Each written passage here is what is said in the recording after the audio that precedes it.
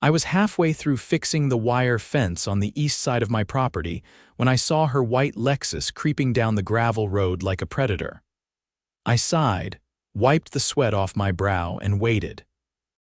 Sure enough, the window rolled down, and there she was, Aubrielle Simmons, HOA board president and certified menace in a cardigan. "Ellis," she said, her voice already laced with fake politeness. "We need to talk about your road. Again." I leaned on the shovel and stared at her. "What about it, Aubrielle?" She adjusted her oversized sunglasses like she was about to deliver a court ruling. "The HOA has decided that gravel is no longer acceptable. All access roads must be paved with asphalt. Yours is an eyesore, it's dragging down property values." I glanced down the road. It was a perfectly maintained rural gravel path, just like every other property on this side of the county. "Aubrielle, we're in unincorporated land. This isn't some suburban cul-de-sac. The county already signed off on gravel when I built this place 5 years ago." She waved a manicured hand dismissively. "That might have been acceptable then, but we're modernizing. It's about aesthetics, Ellis, and compliance." I folded my arms. "Let me guess, you already sent the violation notice. It's already in your mailbox. You have 30 days to pave it. Or we'll begin fining you $200 a week," I laughed. "You can't enforce that. The county code allows gravel roads for rural properties. I checked." She smiled, tight, smug. "We're the HOA. We can enforce community standards beyond county minimums. It's in the revised charter bylaws." "Revised without a vote?" I asked, raising an eyebrow. Her eyes narrowed. She didn't answer, just rolled up her window and drove off, kicking up some of that offensive gravel on her way out. I wasn't going to let it go. That night, I pulled out every document. I had my original builder's permit, the county code, and the HOA agreement I signed when I bought the land. I was right. The HOA had no authority to override county standards, especially not for infrastructure outside the shared community zones. My road was on my private land. The only thing they could legally regulate was the shared entrance sign and maybe the community pond. But Aubrielle had gotten bold lately. Ever since she'd stacked the board with her friends, 2 other women who nodded at anything she said, she'd been rewriting rules and issuing fines like she ran a private fiefdom. I decided to pay the county planning department a visit the next morning. I brought all my documents and explained what was going on. The assistant there, a guy named Marcus, raised an eyebrow as I laid it all out. "Yeah, this is illegal," he said, flipping through the HOA's violation letter. "They can't force private road paving unless it's a safety hazard. And yours isn't. It's well maintained. We've got no complaints on file." I nodded. "So if they try to fine me, document everything, keep a paper trail, and if they try to lien your property, call us. We'll get our legal team involved." That's exactly what I planned to do. But Aubrielle wasn't done yet. 2 days later, I came home to find orange construction stakes lining the edge of my driveway, and a bright yellow notice stapled to my fence. "Paving scheduled to begin Monday. Homeowner will be billed accordingly." That's when I knew this wasn't just about aesthetics.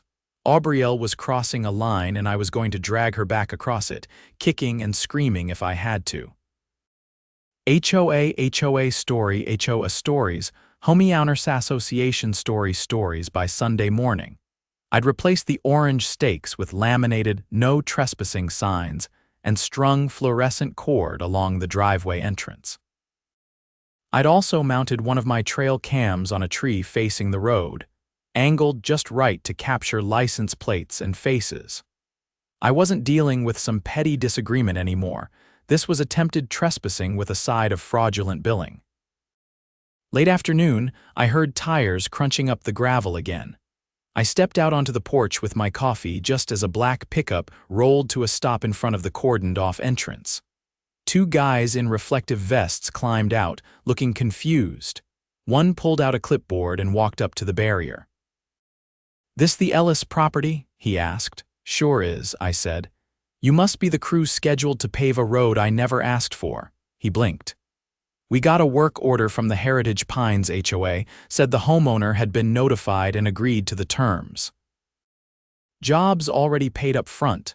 Paid by who? HOA credit account said it was covered under community improvement funds. I stepped off the porch and met him halfway. That's interesting because this road's on private land, not under HOA jurisdiction. And I've got county documentation backing that up. The second guy, still standing near the truck, scratched his head. We're not trying to get in trouble. If this isn't authorized, it's not, I cut in. And if you try to cross that barrier, I'll call the sheriff. I already talked to the county planning department and they're aware of what's going on. The man with the clipboard sighed.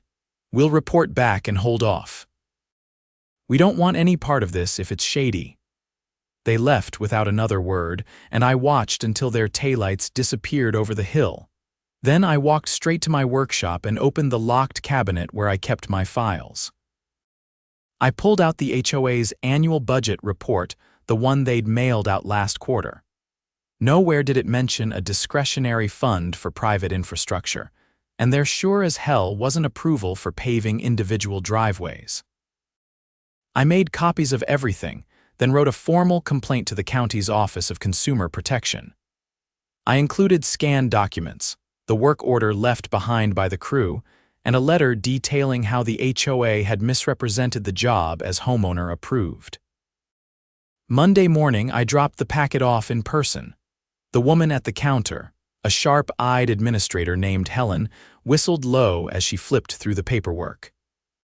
If they used HOA funds to pay for unauthorized work on private land, she said, they're in violation of several financial misuse statutes, and if they sent that work order claiming homeowner consent, that's fraud.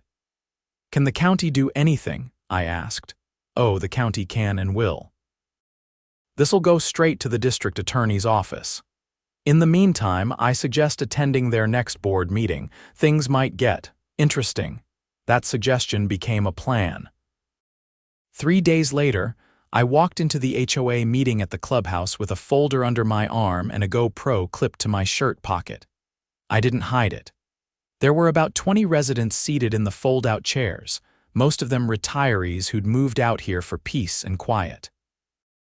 Aubrielle sat at the front table flanked by her two usual allies, Donna and Renee, who looked like they'd been cast from the same mold designer scarves, identical notepads, and matching expressions of practiced concern. We'll begin with old business, Aubrielle said, tapping her pen against her notes. Then move to new projects, including road improvements recently initiated for the benefit of the community. I raised my hand. She hesitated. Ellis, you'll have a chance to speak during open comments. This can't wait, I said, because the road improvement you're talking about was an illegal use of HOA funds on private property. There was a murmur through the room. Aubrielle's smile faltered. That's a serious accusation, she said. Good thing I brought evidence, I replied, opening the folder. Here's the work order your board submitted. It claims homeowner consent. I never gave it. Here's the contractor's statement confirming the job was paid with HOA funds. And here's the letter from the county planning department confirming the road in question is outside your jurisdiction. Donna leaned over and whispered something to Aubrielle, who stiffened. Renee avoided eye contact altogether. I'm requesting a full financial audit, I continued, and recommending the board be suspended pending the results. I've also filed a complaint with the county's legal division.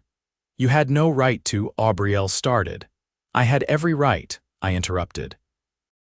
You tried to authorize a construction project on land you don't control, lied about consent, and used community money to do it. That's not just overreach, that's criminal. Someone in the back stood up. Wait, our dues went to paving his driveway. No work was done, I clarified. Because I stopped it. But the funds were allocated and the contractor was told it was approved. A man in a denim jacket stood. You told us that money was for clubhouse maintenance. Aubrielle's composure cracked. It was reallocated under emergency discretion. It's allowed under the new bylaws. A woman near the front frowned.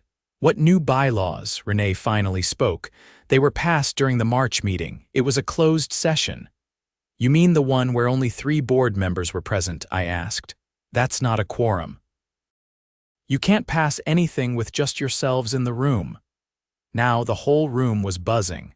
People were standing, asking questions, demanding copies of the budget. I didn't need to say another word. The residents were doing it for me. By the time the meeting ended, a vote had been called to freeze all discretionary spending until an independent audit was completed. Aubrielle tried to protest, but the residents were fed up. I overheard one of the newer homeowners muttering something about a class action lawsuit. The next morning, I got a call from Helen at the county office. The DA's office was officially investigating potential financial misconduct by the HOA board. They'd subpoenaed the HOA's bank records and requested interviews with the contractors involved. She said I'd likely be contacted as a witness. That same afternoon, a certified letter arrived at my mailbox. It was from an attorney representing the HOA, probably an attempt to intimidate me. I read it once, then handed it over to my friend Caleb, who'd been a defense attorney before retiring out here to fish full-time. He read it slowly, then let out a dry laugh. "Bluff," he said. "They're trying to scare you into silence." "They've got nothing.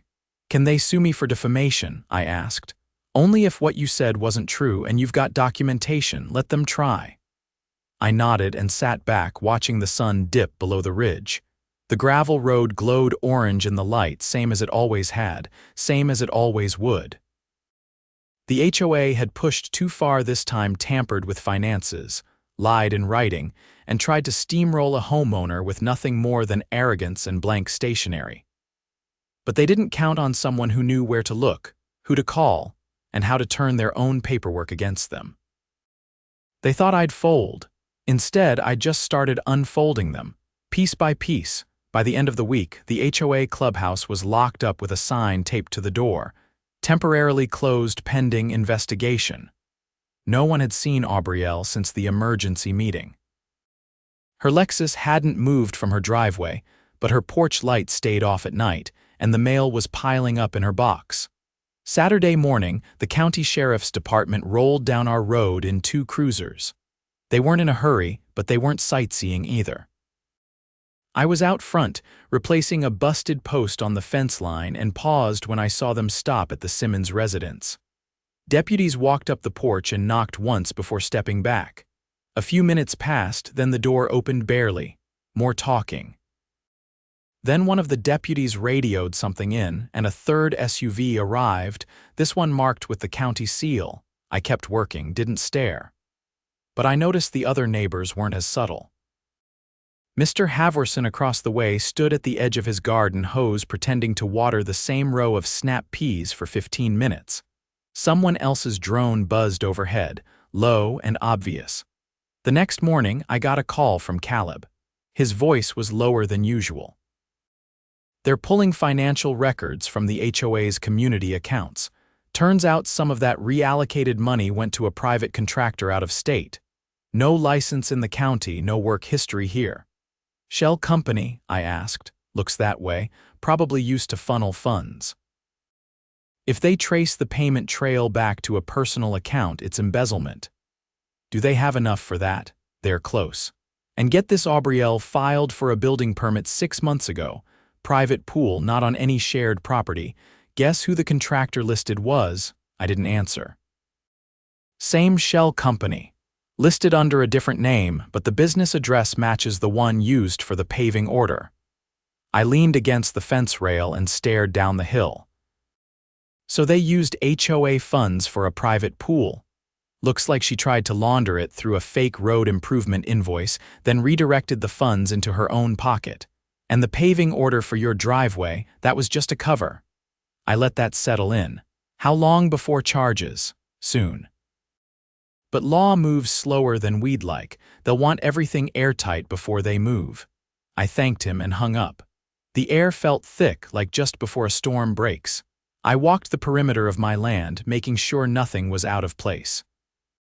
The more exposed this got, the more unpredictable Aubrielle might become. On Monday, a plain white sedan appeared at the community bulletin board near the clubhouse.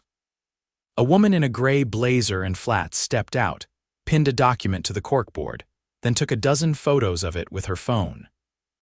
She didn't speak to anyone and left without acknowledging the residents who had begun to gather. I walked over after she left. The notice was from the county auditor's office. It said a temporary financial freeze had been placed on all HOA-controlled accounts pending review of expenditures, and that criminal proceedings were under consideration. Anyone with knowledge of questionable spending was encouraged to contact the listed number. Below it, someone had tacked up a sheet of paper with the words "Special Community Meeting Thursday, 6 p.m. Bring questions" scrawled in bold marker. It wasn't signed, but I had a feeling I knew who was behind it. At the meeting, the room was packed. Folding chairs had to be brought in from the back, and everyone was filled. Donna and Renee sat in the front row, hands folded, eyes straight ahead. Aubrielle wasn't there. In her place, a man in a navy windbreaker stood at the podium, flipping through a manila folder. "My name is James Halbrook. I've been appointed as interim administrator by the County Oversight Committee. I'm here to explain what's happening and what you can expect moving forward." He didn't waste time. He explained that the county had found multiple inconsistencies in the HOA's expenditure reports. Funds labeled for community improvement had been redirected to private contractors with no verified service history. Invoices had been altered. Board meeting minutes had been edited after the fact. And most damning of all, payments had been funneled through a third-party company run by an individual with direct ties to Aubrielle Simmons, her cousin, Richard Lane, based out of Arizona. He paused, letting that settle. "The financial impact to your HOA account appears to be in the tens of thousands. We are still investigating the total amount." Someone in the crowd, an older man with bushy gray eyebrows, raised his hand. "What does that mean for us? Are we liable for what she did?" Halbrook shook his head. "No. The county will recover what it can through civil proceedings. If criminal charges are filed, and they likely will be, restitution will be part of sentencing. You will not be expected to cover the losses." Another hand went up. "I heard she tried to pave Ellis's road to make it look like a community project. Is that true?" Halbrook turned toward me. "Mr. Ellis has cooperated with the investigation. His documentation helped uncover the financial irregularities. That work order was a forgery." Gasps swept the room. Donna and Renee looked like they wanted to melt into their chairs. "I want to be clear," Halbrook continued. "This board violated not only your trust but the law. We're in the process of freezing personal assets tied to the misuse. This includes property improvements paid for with HOA money." A woman in the back stood. "So she doesn't get to keep her pool if it was funded illegally," Halbrook said. "It's subject to forfeiture." The meeting ran long. Questions kept coming about dues, about elections, about how this could happen. Halbrook answered each one patiently. When the crowd finally began to thin, I caught his eye and nodded once. He returned it with a quiet nod of his own. Outside, the air had cooled. A few neighbors lingered in the parking lot, clustered in small groups. I passed Donna and Renee, who were speaking in hushed tones near the back of a pickup. Donna looked up as I approached. "You happy now?" she asked. "No one should be happy about this," I said. "But I think people deserve to know the truth." "She didn't mean to hurt anybody," Renee said quickly. I met her gaze. "She meant to help herself, and she used all of you to do it." Neither said anything after that. I kept walking. Later that night, I got a call from Halbrook. He said the county had formally charged Aubrielle with wire fraud, forgery, and misappropriation of funds. She'd been arrested quietly that morning and released on bail, but they expected a trial within the year. "She'll probably try to spin this," he said. "Claim it was all a misunderstanding. But we've got bank records, contractor statements, and her cousin already talking to investigators. You think she'll flip on anyone else? That depends on how much she wants to avoid jail time." The next day, a crew from the county came out and took down the Heritage Pines HOA sign from the front gate. The community would be under temporary county supervision until a new board could be elected with proper oversight. I stood at the top of my road watching them work, hands in my jacket pockets. The gravel crunch beneath their boots sounded just fine to me. No paving required. The sun was barely above the ridge when I stepped out to the porch with a mug of black coffee and the morning air still crisp. For the first time since this whole mess began, the place felt still again. The gravel road lay undisturbed, and no unfamiliar vehicles had prowled past in days. I could feel something shifting, like the pressure had finally broken. I didn't have long to enjoy the quiet. My phone vibrated on the porch rail. Caller ID said Deputy K. Ruiz.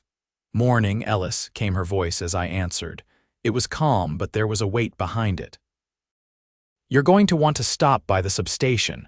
There's been a development." I didn't ask over the phone. I just said I'd be there in 20 minutes.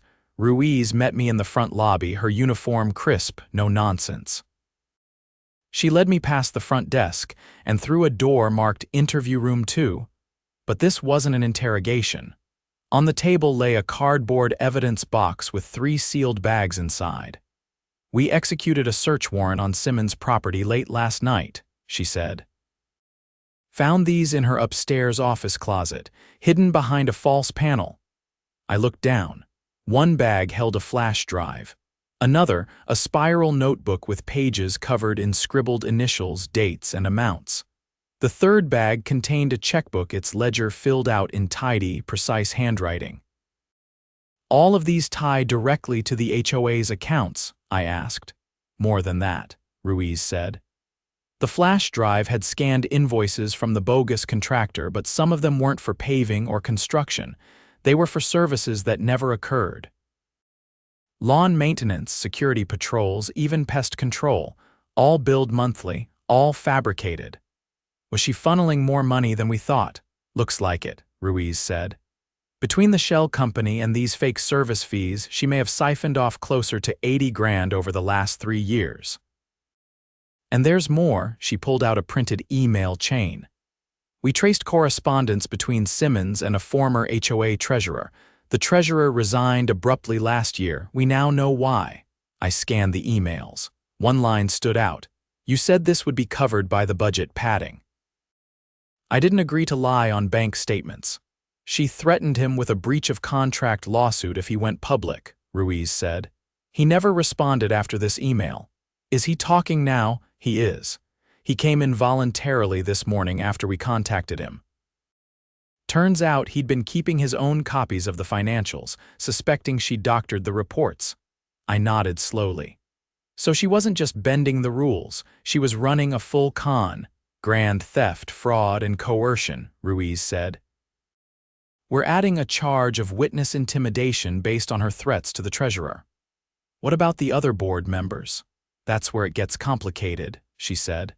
"We questioned Donna and Renee separately. Donna lawyered up immediately, but Renee cracked. She admitted they signed off on several of the expense reports without rating them. She claims Simmons assured them everything had been reviewed by the HOA's accountant. Did the accountant exist? Only on paper. Simmons created a fake name and email address. We traced it back to her home IP. I let out a low breath. This goes deeper than anyone thought. Ruiz gave a slow nod. The DA's office is preparing an indictment. We expect to arrest Simmons again, this time on a full range of felony charges. Donna and Renee may face recklessness-related charges, depending on how much they knowingly ignored. 2 days later, the sheriff's office executed the second arrest. It wasn't quiet this time. I was in my shed sorting through some old lumber when I heard the sirens not blaring, but present. A county cruiser and an unmarked vehicle pulled into the Simmons property. From my position behind the shed, I had a clear view of her porch as 2 deputies approached. Aubrielle answered the door wearing a robe, hair undone for the first time in memory. She didn't resist this time. Her hands were cuffed without fanfare, and she was led to the back of the cruiser as neighbors looked on from driveways and windows. That night, a new letter arrived in everyone's mailbox. This one came from the County Oversight Committee. It explained that the HOA's authority had been formally revoked. From that point forward, all community regulations would be overseen by a temporary resident council, until a new charter could be drafted, one with county review and approval. The residents had the option to dissolve the HOA entirely if they wished. A vote would be held the following month.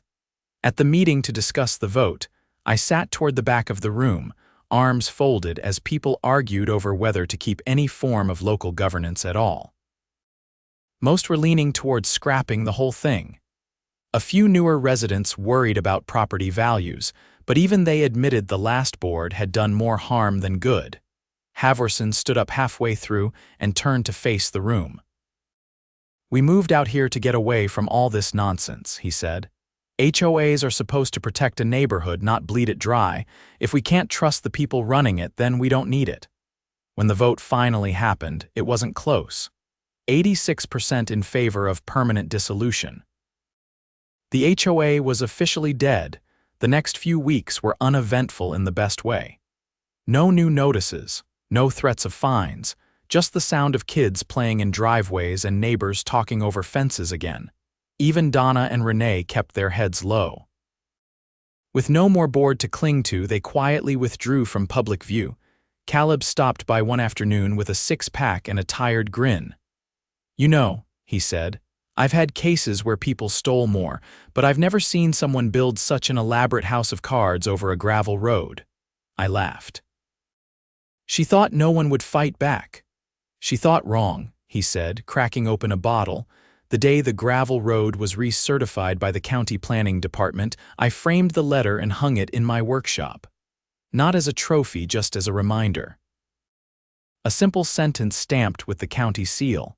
Road is compliant with rural zoning code and not subject to HOA regulation." At the end of the season, I hosted a cookout. First time in years. Neighbors brought folding chairs and dishes, someone set up a fire pit, and someone else brought a guitar. There were no speeches, no toasts, just people reclaiming their community. As the fire burned low and the last of the embers glowed in the pit, one of the younger couples from down the hill asked how I managed to pull it all together, how I knew where to look, who to call, what to document. "I didn't at first," I said. "I just knew something didn't smell right, and once you start pulling on the loose thread." The man nodded. "The whole thing unravels, exactly." The gravel crunched under their tires as they left, headlights sweeping past the gate. I stayed out a little longer, watching the stars come out one by one. No board meetings. No violation letters. No fake invoices. Just a dirt road, a quiet night, and a neighborhood finally free of its own worst enemy.